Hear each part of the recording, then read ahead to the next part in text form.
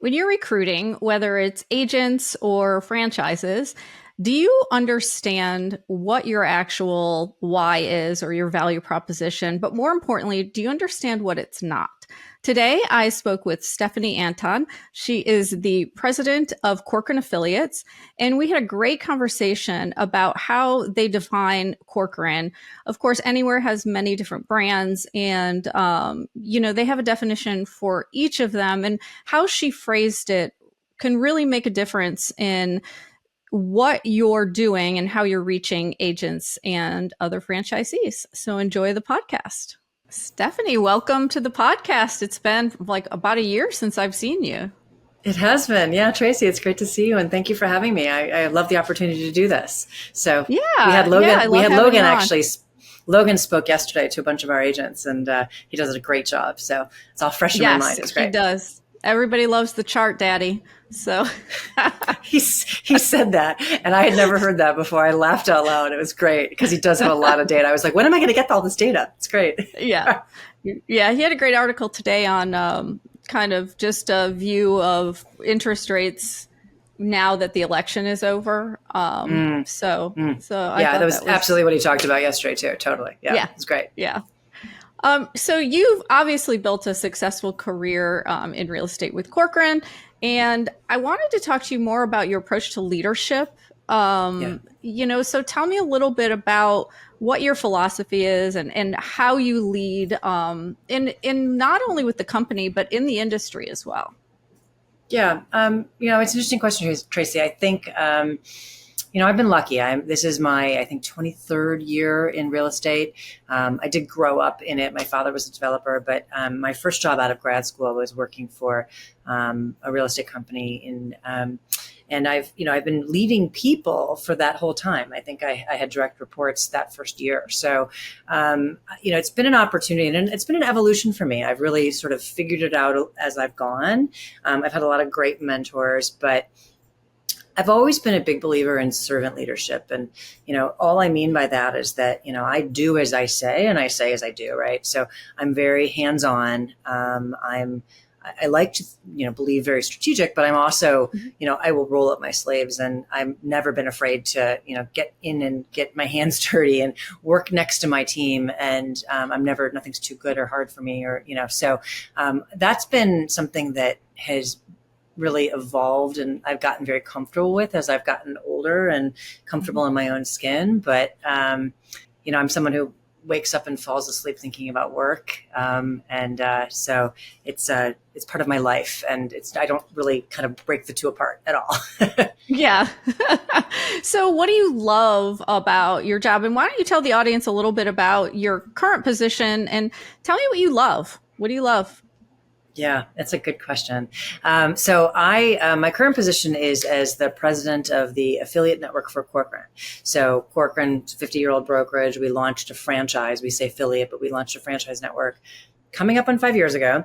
And I've been here since shortly after we launched it. And it's truly been a phenomenal experience. It is not for the faint of heart. It's not been easy, especially because we launched really 1 month before the pandemic. And that had its own unique set of challenges, but it's been a huge success and for a lot of fun reasons, which I'm happy to talk about. But what I love most about it is having a vision, coalescing that vision with a group of people and then seeing it come to life and then evolving it, right? So we very clearly believed that the ethos of Corcoran would resonate as we went to new markets. And that's, we've learned a lot along the way and it has resonated in some places better than others. And, so we pivoted and we've really evolved the offering and the way in which we go to market and the people we've brought on. So we've learned a lot. And so it's a living, breathing kind of organism. And that's a really, really, really fun thing to be part of, particularly when you deeply believe in it. Yeah. And so you started, right when they were growing with the franchise start. So tell me a little bit about how that kind of shaped your experience or shaped your idea of, kind of strategically growing this firm. Mm-hmm. Well, I think that staying true to our North Star has been our secret to our success. And that is not easy to do. Pam Liebman, who's the CEO of Corcoran, had a very specific vision for who Corcoran is, and then more importantly, who it's not. And so we've always been very much human centered, and we've based our entire business model around that. So, putting relationships over transactions, and making sure our clients, whether it's our broker owners or our agents or our customers, really feel that. So she's always reinforced kind of the value and the importance of bringing value to every really conversation. So I think that when you have a clear vision, you can then and you have the business backs you to maintain that vision, then you can be comfortable saying yes when it's right, and you can be comfortable saying no when it's wrong. And that's why I often say, like, you have to know who you are, but you also have to know who you're not. And it's hard to say no when it's a business that's growing and you want to build profit and revenue, and but in your bones that it's not the right fit. It's hard to say no. And being with an organization that supports that has been a big part of this too. So what would you classify as who you're not? Like, how would you describe that? Yeah. I'm going to ask you the tough question. No, it's good. It's a good question. I mean, I think because at the end of the day, for example, we describe Corcoran, when we talk about the brand, we talk about it as being inclusive. It's a premium brand. Our average sales price across the entire network is, not the company owned business, but just the franchise business is over $1 million. So it's a premium brand, but we don't actually describe it as luxury. And there's specific reasons for that. But, we're very much focused on inclusivity rather than exclusivity. And that's a different position when you're looking at luxury, or the high end of the market. And so we do see that we resonate really well. I sometimes describe us as we're sort of the guy in Palo Alto with the hoodie and the sneakers, rather than the suit and the tie. And there's nothing wrong. They're just very different. So we're clear on who we're not, for sure. Yeah. And, I heard Pam describe that at a conference one time, and I thought that really, it did clarify in my mind who you are, who the company is. So it's really interesting. You bring that up again. And that's why I asked you, because it was just a really good example of how to describe the culture of your company. Right. She personifies it, right? It's not just her, but she'll come on stage in jeans and a Rolling Stones t-shirt. And that's not when you think of traditional luxury, that's not necessarily what you think of, but it's a different vibe. And it's not for everybody, and we're okay with that too, Yeah, for sure. So we know who you aren't and who you are, and you've grown significantly. So that is obviously working for you, establishing that culture and in establishing it from the top down and really understanding your value proposition. So tell me, what are some of the key strategies that you found effective in growing and adding franchises to your network? Yeah. So when we started, right, we were in Manhattan and the Hamptons and Palm Beach and Miami. And the reason for that was very strategic, because we're in a really high-end urban market, in a very high-end second home market, both in the Hamptons and in Palm Beach. And those are feeder markets to one another, right? They actually call that the luxury triangle, which I didn't actually know until I started this job. So what that shows you, though, is an understanding of the consumer, because it's the same consumer who buys in all of those places. So at the outset, our goal was always to go to the high-end urban markets around the US and internationally, and then also to their feeder markets and second home markets. So we've seen that the brand really resonates in, again, exactly what you would think. It's high-end urban, suburban, resort, and second home markets. And so that's been driving absolutely our growth. When we look at our strategy and where we're looking to grow next year, it's all related to those cities and making sure we establish the brand in those cities, and then in the feeder markets.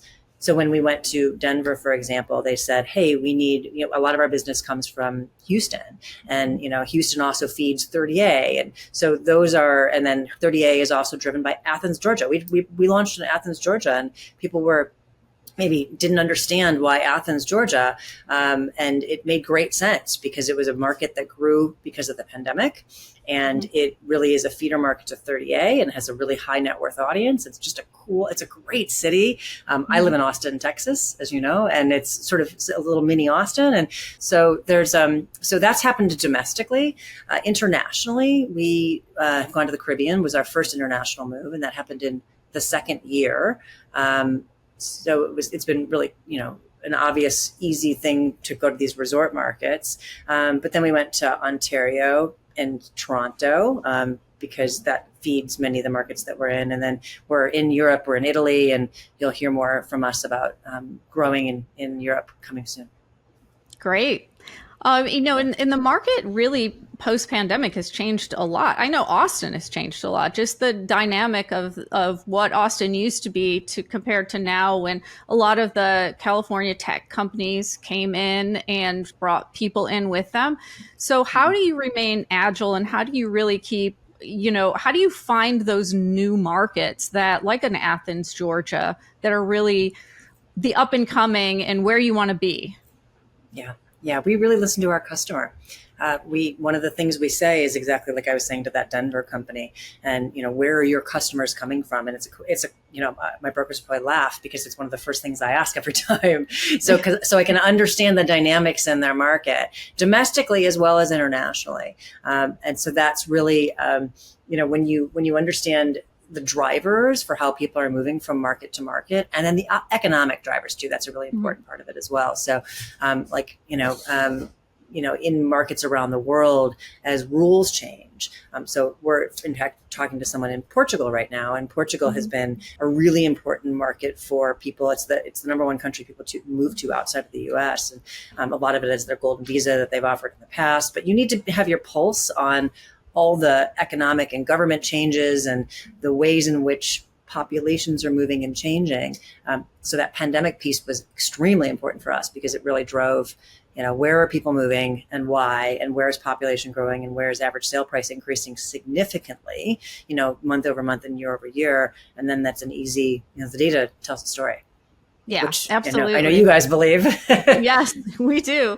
And it's just interesting that, it is really interesting how the US has really changed after the pandemic. Not only just remote work, but population shifts as well. And the culture of certain cities has changed too. Yeah, so it is interesting. We're just chatting about Charlotte is a great example, right? So we have an amazing broker in Charlotte. She's expanded to Charleston, bought a company in Wilmington. We then launched another broker in Raleigh. Charlotte, the Carolinas are a massive place where people are growing. And, what's happening with the triangle and, the way that, people are moving, that kind of they're going down to Florida, then coming back halfway up. And so 30A is another good example. I didn't know that market when I took this job, and I've worked in residential real estate for a long time. And I was aware of it, but I wasn't aware how incredibly high end it had become and how it was this great second home market for people in the Southeast and even over in Texas. And first time I had the opportunity to go there, I was blown away at the white sand beaches. And I was like, how have I not known about all this? So it's been fun. Well, you're not the only one. I'm in Orlando, and we have never heard the phrase 30A until maybe the last 5 years. So, interesting. Yeah. So it just goes to show you how it can change, I also just spent some time up in Boston.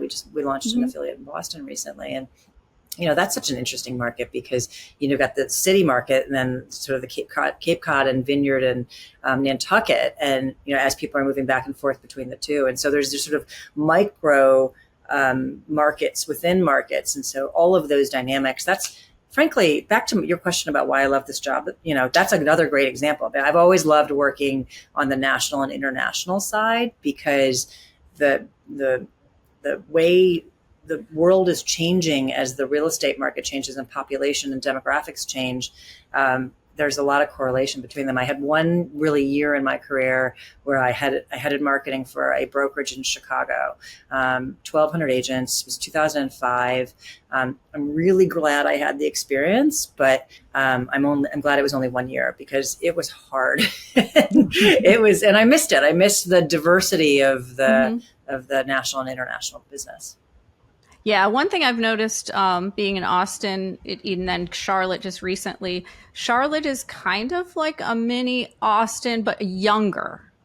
Mm. I Mm. noticed, at least in the Sure. area that I was in, Mm. it just has a little bit of that feel to it downtown. Not quite the same, but the Yeah. number of like 20 somethings compared to Austin, I see a lot of mid 20s, early 30s. Mm. Yeah. In Right. Charlotte, I saw a lot of mid 20s. Yeah, it's more And I was just affordable. surprised. It's more So, yeah, affordable. I think that's what it comes down to. true. Austin's gotten very expensive, and Yes. I've been here for almost 20 years, and Yeah. even when we moved here, it was pricey. We moved from Chicago, and I remember thinking, "Oh, it's going to be so much less expensive." When we got here, I was like, "This is not as inexpensive No. as I thought it was going to be," and it's only gone Yeah. up. So, Yeah, definitely. So I do want to talk a little bit about, post settlement. How are your agents adapting?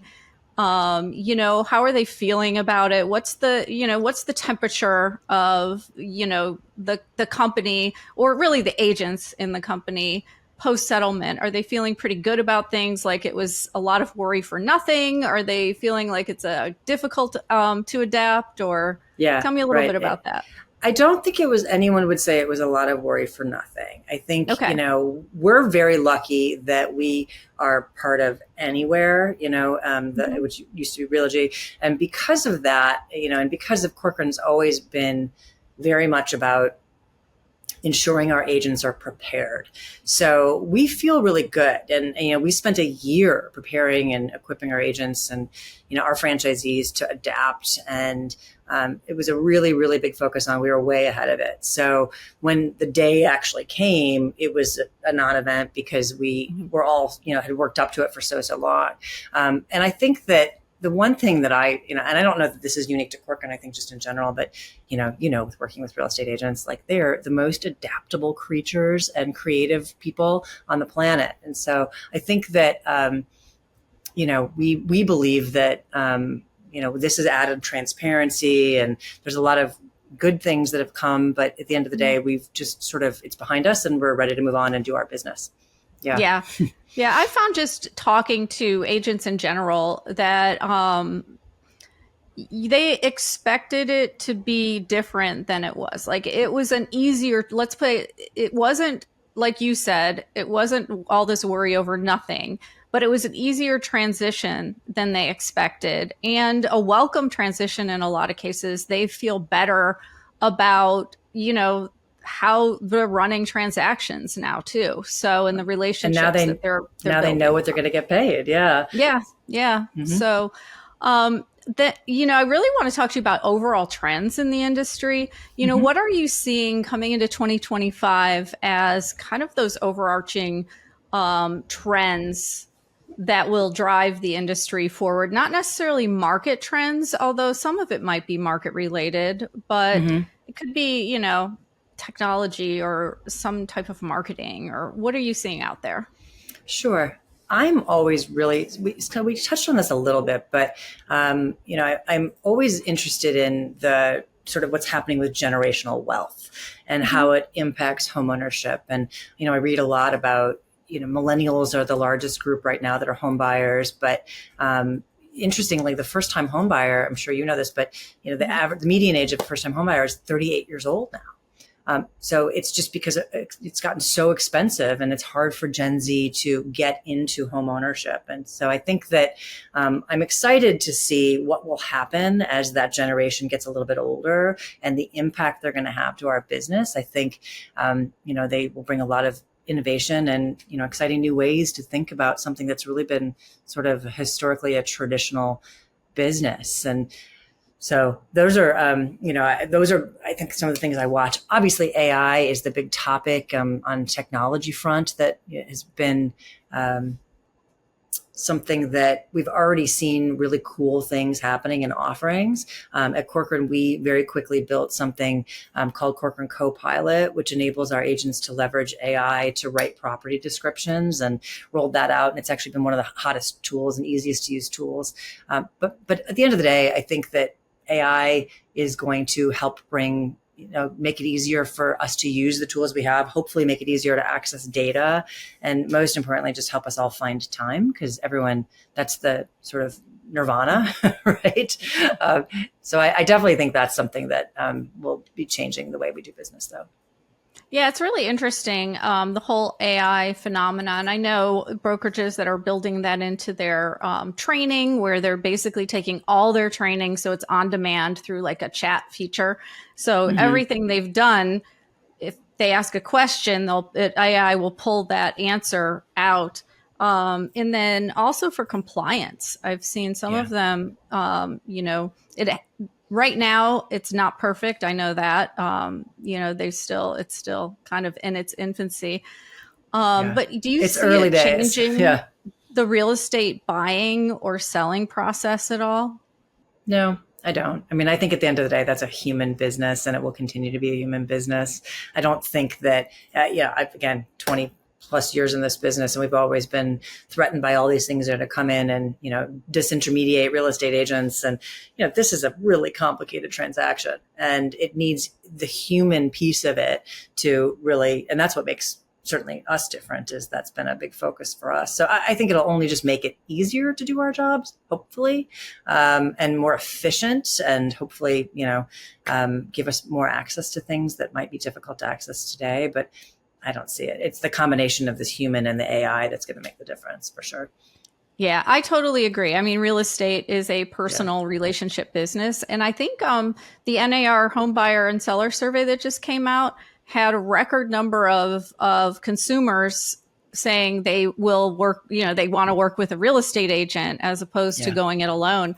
That's only gone up over the years. I was just going to say that. Exactly. Yeah. Like, it's really only gone up because the process it's complicated, and in many ways it's gotten more complicated. And, it's even through all the NAR changes and the stuff that's going on this year, it's been, I'm sure you're in the same boat, but you go to a cocktail party and you talk to your friends that are not in the business, and people are more confused than ever. They need us more than ever.